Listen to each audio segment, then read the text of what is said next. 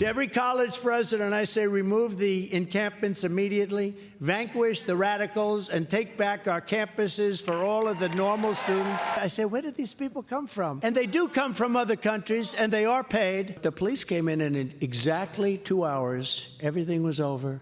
It was a beautiful thing to watch. New York's finest. You saw them go up in ladders to break in the windows and getting in, and they went in, they knocked it out, and they were incredible. I have come here today from New York City, where I'm being forced to sit for days on end in a kangaroo courtroom with a corrupt and conflicted judge enduring a Biden sideshow trial at the hands of a Marxist district attorney. But here's the good news. It's driven the poll numbers higher than we've ever had before, because people get it. It's a scam, and they get it. And that was former President Trump back on the campaign trail in Wisconsin and Michigan yesterday. He'll be back in a New York City courtroom today for more of his so-called hush money trial. Judge Juan Merchan recently ruled Trump violated his gag order, fining him $9,000, promising jail time if he breaks the gag order again. Joining me now is Republican National Committee co-chair Lara Trump. Lara, great to see you. Thanks very much for being here this morning. Thank you, Maria. Great to be with you. I want to start with these protests, Lara. Cops breaking up and arresting the anti-Israel encampment on the UCLA campus this morning. We just heard President Trump praise the police while speaking about this in Wisconsin. What are your thoughts and reactions as we all watch this unfold on campuses across the country? Well, what you heard there from Donald Trump was leadership. What you heard there from Donald Trump was that there have to be consequences when you have bad actions like this. Whenever you're preventing people from attending class, when you're threatening students, when you're threatening Americans, when there's anti-Semitism spewing out of our colleges and universities, you need leadership, Maria. We have a lack of leadership at the top with Joe Biden, who has failed to address this in the way he should as president of the United States. People are yearning for someone to come in and lead this country. That's what you heard from Donald Trump right there. As to what we saw last night, around all these college campuses, it's about time. But we didn't need to wait this long. This is the sort of thing that has turned criminals into running streets around the country. They know that the consequences are so few and far between. There is no fear for them to commit crimes, to do things that step over a line of our societal norms. And so thank goodness we have Donald Trump there at least praising what has happened and calling out what we should have seen happen a long time ago. Yeah, we're still waiting to hear from President Biden about this. We haven't heard a word about this from President Biden in at least 10 days as all of this takes place across our country. But I want to get to your business at the RNC, running the RNC. Both you and RNC Chairman Michael Whatley have said one of your top priorities is ensuring a transparent election. Texas Attorney General Ken Paxton joined me here yesterday, and he said that illegal migrants could actually end up voting in November. Watch this. People coming across the border on planes from all of these countries like Haiti and Venezuela, 30,000 a month, and they're placing them in the right states like Florida, Texas, and other Republican states. I am convinced now that these people are not just going to vote in the future. They're going to try to give them Social Security numbers now and get them to vote in the right states so that they can assure victory. There are 47 states right now that don't stop non-citizens from voting. There's no proof.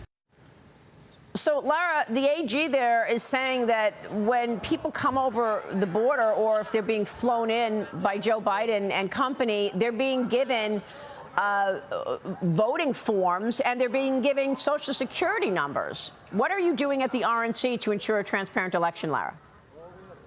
Well, I mean, let's talk about the fact that what we just heard there is actually happening in America. That, I mean, you have Joe Biden, as you just pointed out, flying people illegally into this country. Why, Maria, would you want people who are not American citizens to have any ability to vote? Why would you want to get them in here so quickly?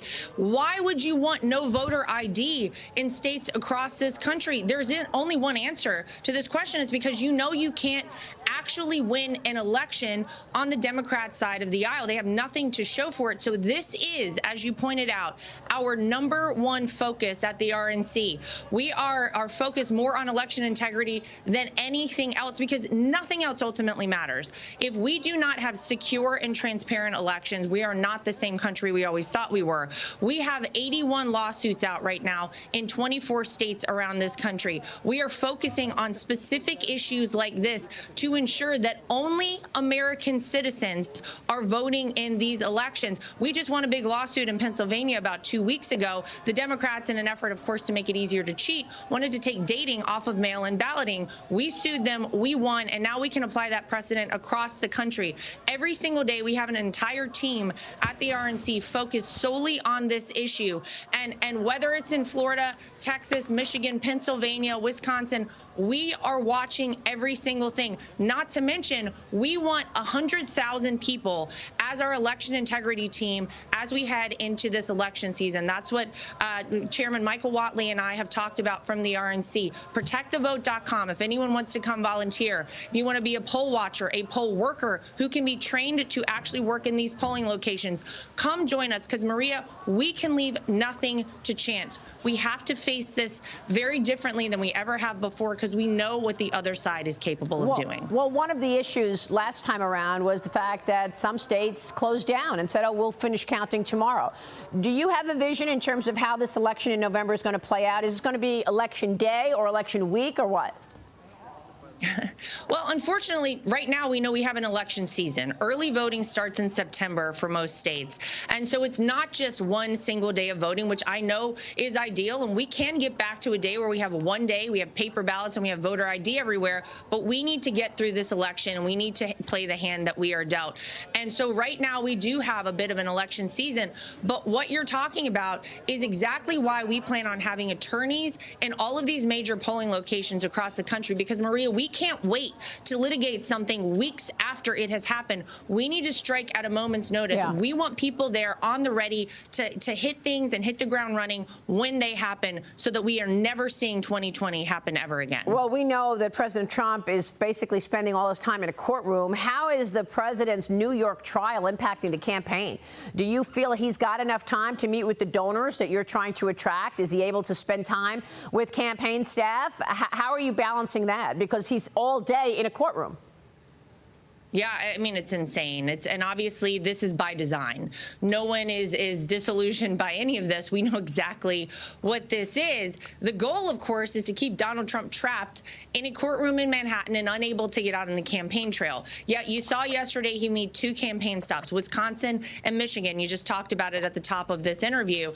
That's how he's going to have to do this. And he's also going to have to do these stops at places that Joe Biden in his wildest dreams could never do, like the bodega visit in Harlem, where the Democrats never assumed a guy like Donald Trump could go and get anyone, let alone hundreds of people there cheering for him, like he did last week with the union workers, these construction workers, at 6:30 in the morning when Joe Biden was still asleep. Donald Trump was out there connecting with the people of this country. What they're missing right now on the Democrat side is that while they think that they're hurting Donald Trump, everyone sees this for what it is. We are raising around $1 million a day every day he's in that courtroom. We are capitalizing on the days he's out of court, and he is working to make sure that we are looking at states that the Democrats never thought we could dream of, like New York, like New Jersey.